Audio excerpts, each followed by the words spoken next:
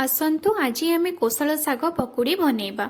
बजारु cutlet आनी छुआ देवा दरकार नहीं। आपण ये कोशल शाग पकुड़ी थरे ट्राए करंतु, देखिबे छोट पिला माने सब बेले खाइबा पई जिद धरिबे।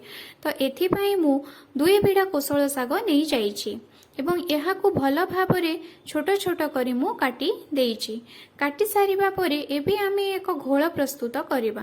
तो एथिपाई मु एक पात्र रे 7 रु 8 चमच बेसन नहीं जाइछि एवं सेथिरे हळदी गुंड, लंका गुंड, स्वाद अनुसार लुण, कला राशि, कटा पियाज, किछि भृसंग पत्र पकई देउछि एवं आवश्यक अनुसार पानी देई यहाकू भल भाबरे मु गोलाउछि। अधिक पानी देबे नाही, कम पानी देबे जेमिति एहार घोल बहलिया होई रहिबो।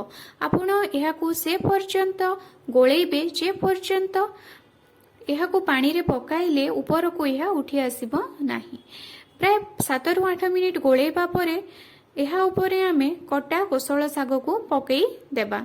कटा कोशल शाग को पकाई एहाकू भल भाबरे आमे गोलेबा। देखंतु मोर कंसिस्टेंसी केमिति रछि, अधिक पानी चिया होई नाही।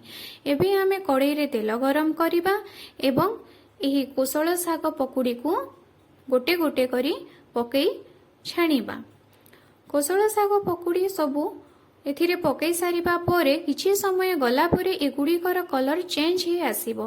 जेतेबेले एही पकुड़ी रो कलर चेंज हे आसीबो, जानिबे जे पकुड़ीटी होई आसिलाणी। गैस रे पकुड़ी छाणीबा बेले गैस रो फ्लेम को आपण लो टू मीडियम फ्लेम रे सबु बेले रखिबे, जहा द्वारा कि एगुडी को पोड़ी जिबार संभावना कम रहिबो। कलर चेंज हे गला परे पकुड़ी तक को सबु बाहर को आनी यहाकू एक प्लेट रे सर्व करिवे एवं आपण ट्राए करी देखंतु।